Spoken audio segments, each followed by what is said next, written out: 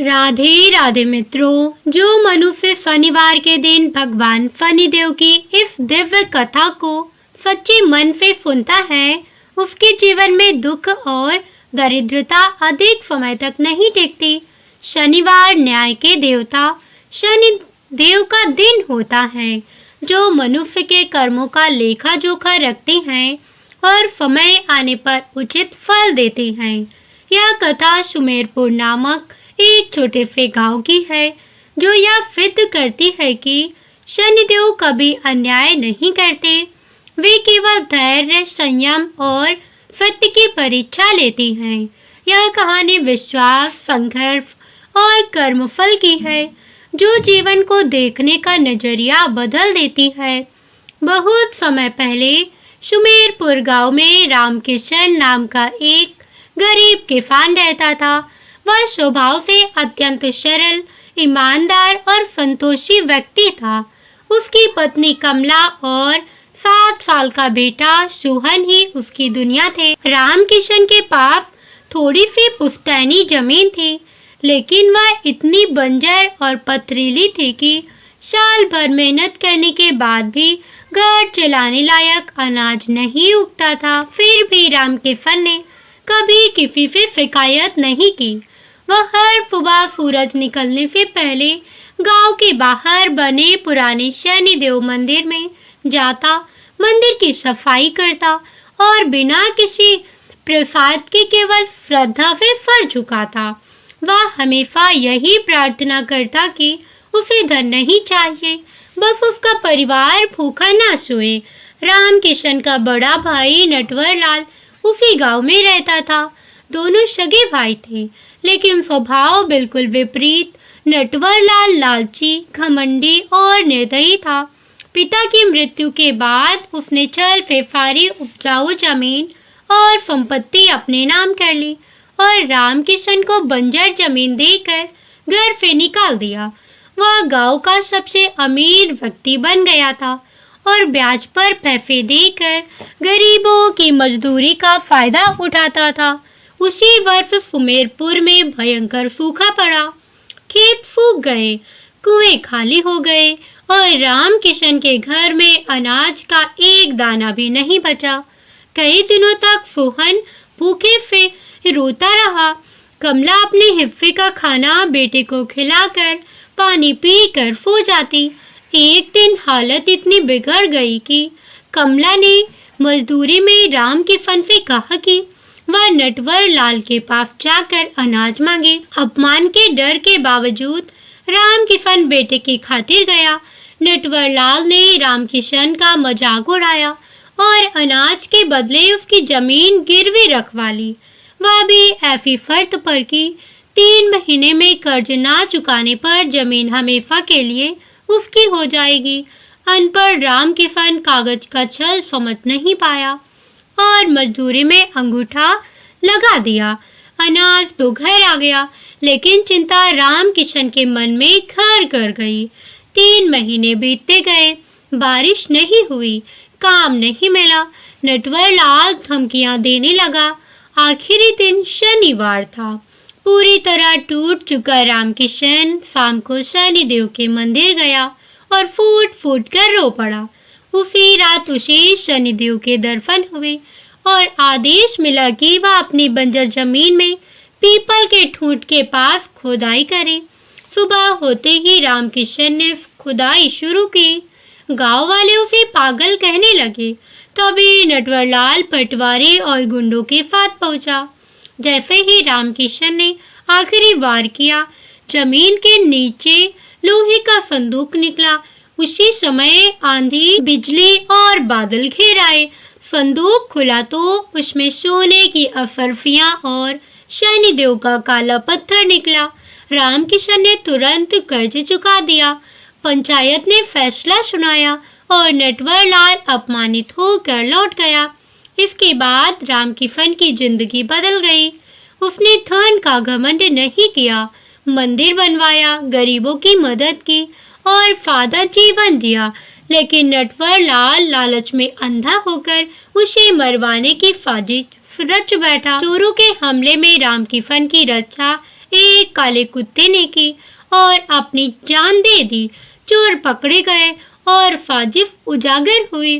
भागते समय नटवरलाल का भयानक दुर्घटना में सब कुछ खत्म हो गया। वह अपाहिज और कंगाल हो गया। फिर भी रामकिशन ने उसे मरने के लिए नहीं छोड़ा और अपने घर ले आया। यही था शनिदेव का सच्चा न्याय।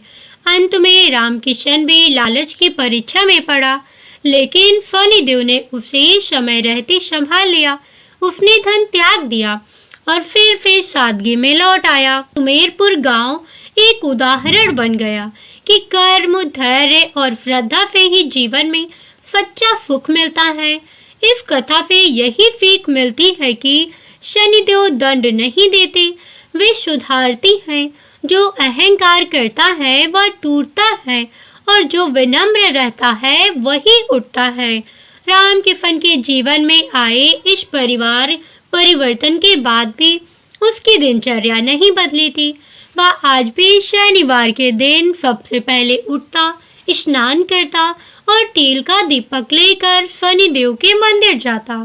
फर्क बस इतना था कि अब उसके मन में डर नहीं था, बल्कि एक गहरा आत्मविश्वास था। उसे लगता था कि शनिदेव हर क्षण उसे देख रहे हैं, इसलिए वह कोई ऐसा कार्य नहीं करना चाहता था जिसके उसके अंतरात्मा को ठेस पहुंचे। गांव के कई लोग अब उसके पास अपना दुख दर्द लेकर आने लगे थे। कोई कर्ज से परेशान था, कोई बीमारी से, तो कोई पारिवारिक कलह से। रामकिशन किसी को चमत्कार का वादा नहीं करता था। वह बस यही कहता था कि शनिदेव धैर्य की परीक्षा लेते हैं और समय आने पर स्वयं रास्ता दिखाते हैं। कमला के मन में भी कई बार डर उठता था कि इतना धन कहीं उनके लिए बोझ ना बन जाए। उसने रामकिशन से कहा कि अब सोहन बड़ा हो गया है, उसे पढ़ाई के लिए शहर भेजना चाहिए।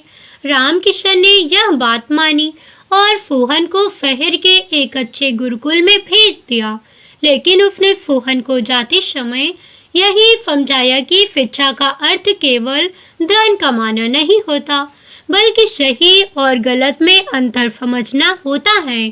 सोहन हर शनिवार मंदिर में दीप जलाने की आदत अपने साथ ले गया। समय के साथ गांव की स्थिति भी बदलने लगी। जिस गांव में कभी सूखा और भूख रहा करती थी, वहां अब हरियाली आने लगी, कुएं भरने लगे, खेतों में फसल लहलहाने लगी। गांव के बुजुर्ग कहते थे कि जब किसी एक व्यक्ति का कर्म शुद्ध हो जाता है तो उसका प्रभाव पूरे समाज पर पड़ता है। शनिदेव की कृपा केवल रामकिशन तक सीमित नहीं रही, बल्कि पूरे सुमेरपुर को छूने लगी। लेकिन जहाँ प्रकाश होता है वहाँ अंधकार भी परीक्षा लेने आता है। गांव के बाहर से आए कुछ व्यापारियों ने रामकिशन को बहकाने की कोशिश की। उन्होंने कहा कि अगर वह गांव की जमीन शहर के लोगों को बेच दे तो उसे कई गुना लाभ होगा।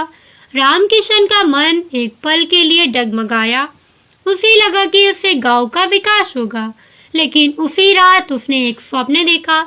उसने देखा कि खेतों की जगह ऊंची इमारतें हैं और लोग पानी की एक बूंद के लिए तरफ रहे हैं। नींद खुलते ही वह समझ गया कि यह चेतावनी है। अगले दिन उसने व्यापारियों को मना कर दिया। नटवरलाल यह सब देख रहा था। उसका मन भीतर ही भीतर जलता रहता था।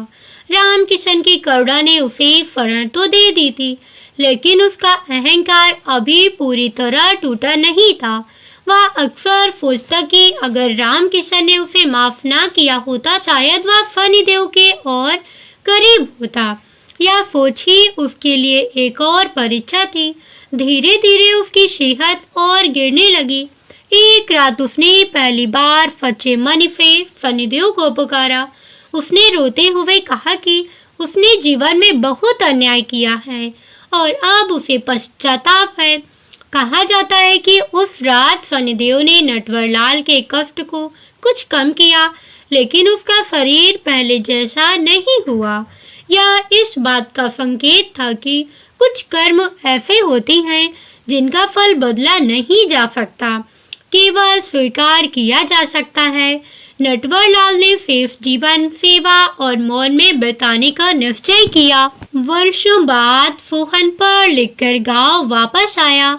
उसने शहर में रहकर बहुत कुछ देखा था, लेकिन गांव की सादगी उसे सबसे प्रिय लगी।